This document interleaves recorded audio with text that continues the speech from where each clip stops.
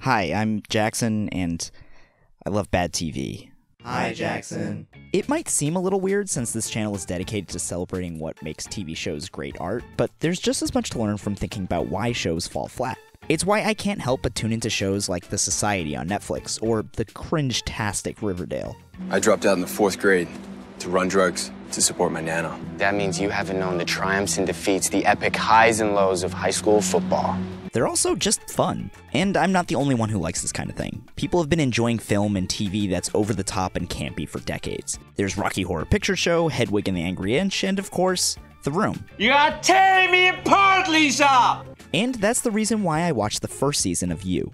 The show became a certified hit in late 2018 when it started streaming on Netflix, attracting 40 million viewers in its first 4 weeks after having pittered out on its original network, Lifetime.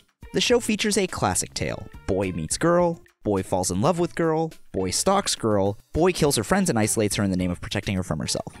It's a tale as old as time. You is over the top in all of the ways you'd expect. Main character Joe Goldberg narrates the show in voiceover, as if he's talking to his love interest. This is how our story goes, Beck. This narration is so incessant that Netflix's social team has released painfully awkward edits of the show without it.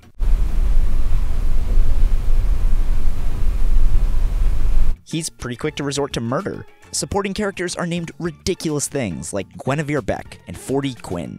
Shay Mitchell plays someone who's apparently related to J.D. Salinger. It's at a friend, Peach Salinger's. Like J.D. Salinger? I mean, yes. Regardless, I wrote it off as a fun, silly little show. And then season 2 broke my brain. I realized that You isn't just a campy fun time, but a show that weaponizes our expectations against us.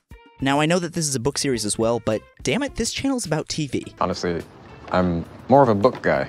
Why are you robbing your eyeballs of all things that are good? And it'll become clear pretty soon why I'm focusing on the TV aspect. Consider this your spoiler alert.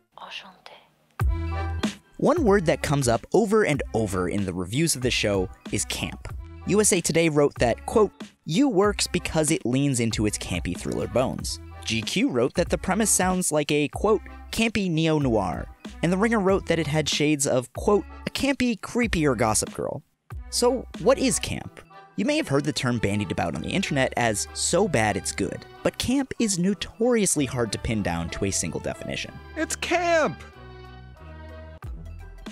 The tragically ludicrous? The ludicrously tragic? Oh yeah, like when a clown died. Well, sort of. I think that camp is probably best summed up in these actual words by a Supreme Court justice who was talking about defining porn. Quote, I could never succeed in intelligibly doing so, but I know it when I see it. I'm sure you do. Likewise, writer Susan Sontag took a stab at it in her 1964 essay, Notes on Camp, which suggests a whopping 58 guidelines, and its conclusion can best be boiled down to the shrug emoji. Still, it's the definitive writing on camp nearly 60 years later, so much so that when the Met Gala picked camp as its theme in 2019, they cited Sontag. The exhibition is called Camp, Notes on Fashion, and it was inspired by Susan Sontag's 1964 essay, Notes on Camp. Camp is an aesthetic, a style. It exaggerates and is artificially over the top. Sontag writes that, quote, camp sees everything in quotation marks. It's not a lamp, but a lamp. Not a woman, but a woman. To perceive camp in objects and persons is to understand being as playing a role. The Batman TV show starring Adam West is often held up as a paragon of camp, with its whams and blams and silly one-liners preventing it from being taken seriously. Yes, it's my own concoction. I call it Dr. Riddler's Instant Forever Stick Invisible Wax Emulsion. Likewise, it can be difficult to take you seriously when Joe says things like, Pro tip of the day, screen your calls when you're trying to burn a body, because it turns out things slip out that you didn't actually want to say. Or when he's appalled to find out someone is stalking Beck, a thing he finds out while stalking Beck. Beck, you've got a stalker. Sontag also argues that, quote, camp which knows itself to be camp is usually less satisfying. Basically, if you're trying to be campy, there's a cap to how fun it can be. And I can kind of get behind that. Tommy Wiseau's film The Room is camp because it's ambitious and serious and just it can't be taken seriously. Did not hit her. It's not true. It's bullshit. I did not hit her. I did not. Oh, hi, Mark. And I think seriousness is the key here, along with the really sticky territory we get into once we start thinking about what kinds of things should be taken seriously. Yes, very serious. There's a whole swath of TV that's written off as lower culture. Reality TV, daytime TV, and soap operas, for example. In her essay titled, How Women Really Are, Disturbing Parallels Between Reality Television and 18th Century Fiction, author Elizabeth Johnston points out that this media is inherently labeled as feminine, because it's historically been viewed primarily by women. That perception is then compounded by the fact that the subject material often revolves around what goes on in the home. Courtship, marriage, domesticity, coded again as a women's space. And in this way, it's easy to dismiss You as camp. It's prominently about love, something audiences don't take very seriously on its own. Over the past 25 years, the Emmy for Best Drama has been dominated by the likes of Breaking Bad, Game of Thrones, The Sopranos, The West Wing, and Mad Men, none of which are, at least on their face, about relationships or dating. Those shows have love-oriented subplots to be sure, but they're about things that go on in more male-coded spaces. The mob, a 1950s office, war, and the White House. You also originally aired on Lifetime, a channel that exists in the consciousness of the internet more as a meme than a serious television network. Lifetime, television for idiots. If you've seen Riverdale, another over-the-top drama that fuses murder and romance, you might be thinking that You sounds pretty similar. After all, Riverdale has found a huge new audience on Netflix as well, and features dialogue that sounds just as ridiculous. What about Juniper and Dagwood? Are they all right? Why wouldn't they be? Because I saw you and Mom throw the twins into a giant bonfire last night. But there are some major differences. As YouTuber Quinn Curio points out in her essay on Riverdale's cringiest dialogue, Riverdale is a show that acknowledges its flaws while still exploiting them. The show keeps running up to me and telling on itself for things it doesn't want to fix. Check your sell-by date, ladies. Faux lesbian kissing hasn't been taboo since 1994. But to me, there's nothing more amateur than age-inappropriate casting. Don't worry, you may be a stock character from a 90s teen movie, but I'm not. You isn't doing that, but it's okay with you thinking that it is, at first. That's because You isn't actually campy. It relies on us assuming a campy tone. Its over-the-top extravagance gives the show's audience just a bit of distance to comfortably explore something that is remarkably common: stalking. The next thing our little friend the internet gave me was your address. But you want people to watch, don't you? So, did I just spend an entire section of this video outlining what camp is just to say that You isn't campy? Yes and no. The show's campy tone is undeniable at times. Are you John Mayer? No. But that's not a bug, it's a feature. What I'm really trying to get at is to outline why You is so easy to overlook, and ultimately how it knows it will be overlooked. That's because the show's greatest strength is in knowing exactly how seriously people take it and toying with its audience. So the main character of You is Joe Goldberg, a sociopathic romantic who develops singular obsessions around women. For you, I can be patient. I'm not a maybe. I'm the one. He's the bad guy. Duh. I've talked about the difficult man archetype on this channel before in my video on Killing Eve, but in 2020 there's no way you aren't familiar with it, even subliminally. From Breaking Bad to The Sopranos to Ozark, there's been no shortage of anti-heroes on our television screens in the 21st century. According to Brett Martin, the writer of Difficult Men, by the time Breaking Bad rolled around, this archetype was designed to take away every possible justification an audience had to continue to root for Walt, implying a question at every turn. Why are you still rooting for him? And You fits that bill to a T. Joe is a total creep from the jump, an obvious predator. And he gets worse. His voiceover narration brings the contrast between his reality and our inclination to root for difficult men into stark clarity. Joe makes his case directly to us, to the audience, trying to explain away all of his crimes as being done in the name of love. How many guys are willing to do anything for the person they love? I just want you to live your best life. And the cost was a corpse. But as I mentioned before, You does not feel like the gritty, difficult men shows we've become accustomed to. It's focused on courtship and love. Again, topics reserved for romantic comedies, soap operas, and Grey's Anatomy. And because of this, You exists at a crossroads between two wildly different worlds, evoking both the dark and brooding difficult man and the teen soap drama. It's no accident that Joe Goldberg is played by Penn Badgley, whose most prominent television role before this was as Dan Humphrey on Gossip Girl. I watch Gossip Girls like crazy. Did you guys get... For those of you who don't know, Gossip Girl was a CW teen drama centered on the ultra-rich on Manhattan's Upper East Side, and the trouble they got into with all that money.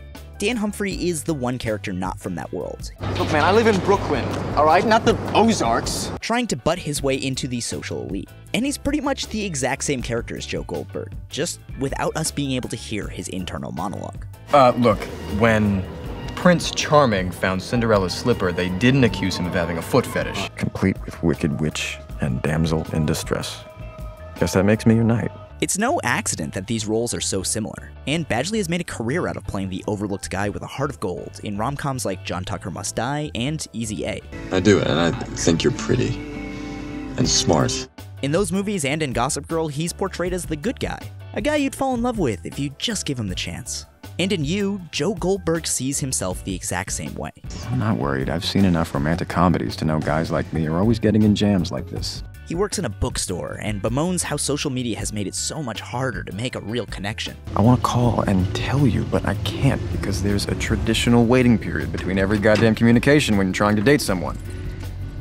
I hate this generation. He sees himself as a protector, whether it's a child neighbor from abuse or a love interest from themselves. I didn't think too far ahead when I swung that mallet. I just knew Benji was the worst kind of poison. The kind you know is bad, but can't stop taking. So I did what I had to do to help you. And the show points out the sinister underbelly that mindset can breed. Joe thinks he deserves or is entitled to his love interest because he's such a good guy. Putting aside the fact that he's a murderer, his moral character still would not entitle him to a romantic relationship with anyone, and would not justify his incessant chasing of his love interest, even if it was legal. This is essentially what Dan Humphrey did in Gossip Girl. I was in the neighborhood. Because he made the unilateral decision that it was what was best for both of them. The presence of Badgley makes Joe seem like a good guy, even when he isn't. Because he's played so many characters in the past who are just such nice boys. By sitting at the collision point of two genres that exist so differently in public consciousness, You draws attention to that difference. You ends up becoming a clever commentary on both genres, our inability to take teen drama seriously, and our obsession with difficult men. And the internet loves Joe Goldberg. This is, again, not new, and is absolutely the show's intent. Joe is an emotional guy with good communication skills and is pretty attentive. You know, when he's not murdering people. He's basically Dexter, but if he was a soft boy. A guy whose weapons of choice are his emotions and intellectual superiority, along with a mallet. Thousands of fans have assembled in online forums over the years to vent about how much they hate Carmela Soprano, Betty Draper, and Skylar White, rather than the monsters they find themselves trapped in marriage with. In 2013, Breaking Bad actress Anna Gunn took to the op-ed section of the New York Times to articulate the hatred that had been levied against her character, saying, quote, "A typical online post complained that Skylar was a shrieking hypocritical harpy and didn't deserve the great life she has." Wonderful. In light of that terrifying revelation about society, it is unsurprising that Penn Badgley has been flooded with declarations of undying love for Joe Goldberg. The actor himself has seemed more confused about his love than any difficult man before him, taking to Twitter to remind fans that Joe is, indeed, a murderer. I cannot stress this enough, guys. He's a murderer. What do you think it says about our society that people are attracted to this psychopath? Yeah, well, it says something about how much we are willing to be patient and forgive someone who inhabits a body that looks something like mine, the color of my skin, my gender, these sorts of things. So far, I've mostly talked about the show's first season, which I admit I wrote off as campy and unserious. And while I've clearly come around on it, I think it's necessary to point out the differences in seasons 1 and 2 that brought me to that conclusion. Season 1 ends with Joe having to kill Beck in order to cover his tracks. And season 2 starts with him in Los Angeles, trying to start over and be less, well, murdery. He's also hiding from another woman named Candace, that he used to date and left for dead. I know, I was shocked too. In LA, Joe is trying his absolute hardest not to fall in love with the very first woman he sees. Hello? You? No.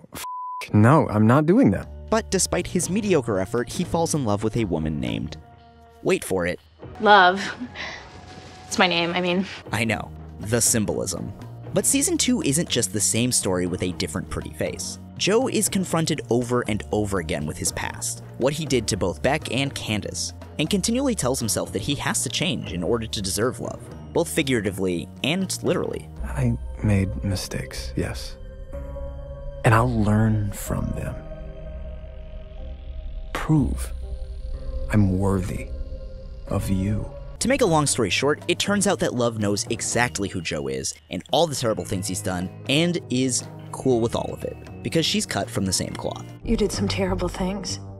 But that's what sensitive people do when they're trapped in a bad relationship. If you could show me your heart, even the darkest parts, then we'd be starting our future together on the right foot. Love has committed her fair share of murders too, and is more than ready to accept all of the voiceover explanations and excuses Joe has been trying to sell us on.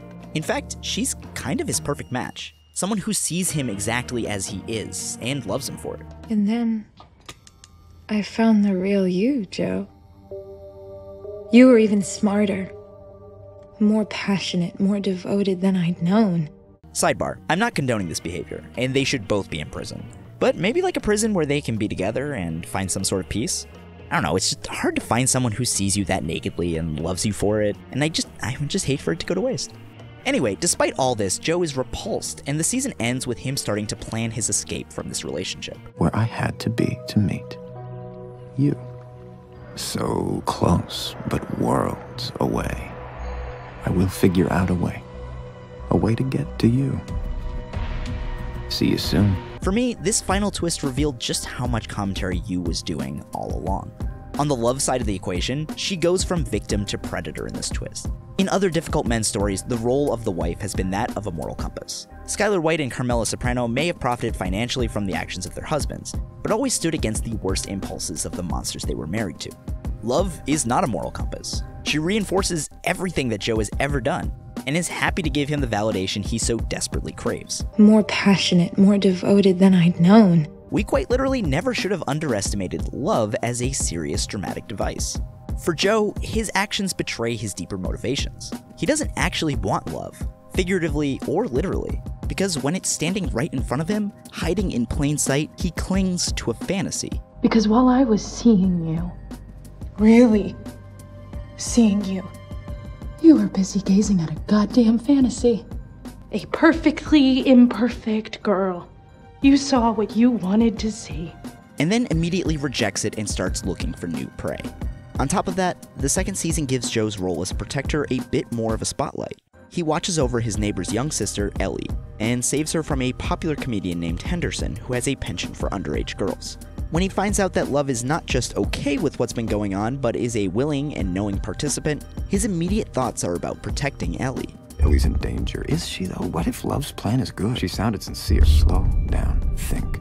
Do I believe Love has Ellie's best interests at heart? Nope. Okay, I have to get free. These crumbs bring Joe closer to redemption and force us to hold two versions of him in our heads at the same time.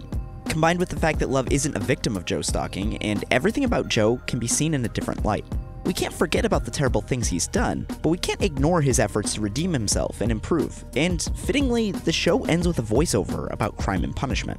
In Crime and Punishment, the hero willingly walks into exile. He is killed, but he's also found love. And if he repents, he can be redeemed. And this kind of rich storytelling was at work throughout Yu's second season, as the show constantly used meta-commentary to highlight these themes. Joe finds himself working on a screenplay adaptation of Beck's murder case with Love's brother, named 40, who argues that Beck was a fully developed character. And the female perspective is sorely lacking. Beck was real. She humps the pillow multiple times. This might feel like the kind of telling on itself that we looked at with Riverdale, but it's deeper than that. In this moment, Yu isn't highlighting a flaw about the show just to share a laugh with its audience, but instead pointing out the romanticized fantasy that Beck was to Joe. She was never a real person to him, just a trophy to be earned. In Joe's mind, the parts of her personality that didn't fit that narrative existed only so he could prove to himself that it wasn't a dream, even though he was completely detached from reality. I knew it was too good to be true. What? All the nice things I said to you while I was locked in a cage? Earlier in the second season, when Joe went full soft boy Dexter and murdered Henderson, Hendy sees Joe for who he really is. Ruining my life is not going to save you from your demons, all right? What we went through, this stays. No amount of sex or drugs or success or religion or surviving ball cancer, that's not going to save you, okay? Nothing can. Again, there's a deeper reasoning to this commentary than just pointing out the futility of Joe's actions. We see Joe grapple with what it is that he needs to do in order to rehabilitate himself from his past mistakes. Not that the real slate can ever be clean. And the show even finds space to build on its commentary on privacy in the social media age and the way we idolize problematic celebrities just because they look like good people on Instagram. All the while, Joe's attempts to redeem himself are foregrounded. asking the audience if things like looking out for Ellie and releasing one of his prisoners will prove that he's capable of change. Where some stories take away reasons to root for a character, You provides crumbs of redemption and directly asks us, is this enough? Oh, see that? Living proof I have let people out of the cage, made friends even from the experience. And this kind of commentary isn't just pointed at other media. Villains like Joe are real, abusers who prey on trust and delude themselves into thinking they're actually the heroes. I'm not some sicko. I'm your protector. They masquerade as nice guys and count on being underestimated, so you don't realize who they are until you're trapped. They're easy to fool. Like these cops. I'm the nice straight-edge guy, so there's nothing to worry about. And in a clever twist, that's exactly what the show did to me. I thought it was a simple little piece of bad TV. An empty calories comfort food. I mean, her name is Love. The detective in the second season is literally named David Fincher. And I'm not sure what the turning point was, but all of a sudden I looked up and realized that, just like Joe's targets, I'd been duped. You isn't bad or campy. It's making multi-layered commentary in a way that challenges our expectations of a number of different kinds of stories. It counts on being underestimated, just as Joe does. Maybe it's time we stop reserving seriousness for certain kinds of stories and dismissing everything else. Maybe it's time we think critically about why we've consistently underestimated shows like You and written them off as less than or just campy. Instead, let's recognize them for what they really are. Great TV. Or, you know, maybe I'm just overthinking the whole thing. We're soulmates, Joe. What the? Thank you so much for watching. If you like this video, please go ahead and do the YouTube things, like, share, subscribe, you know, whatever. Usually I kind of fly by the seat of my pants for picking video topics, but I've got a lot of cool projects planned for 2020. From looking at the finale of Lost 10 years later, to the unrealistic stylings of Euphoria, and everything else you see on screen here. But these projects are probably only going to get made if you support the channel and spread the word. One of the best ways you can do that is to hop on over to Patreon. I've moved all of my blogging behind the paywall over there, and you can also get access to a monthly Q&A, early access to videos, and updates as I'm going. I'm really excited for what 2020 is going to bring, so I hope you tune in, and thanks again.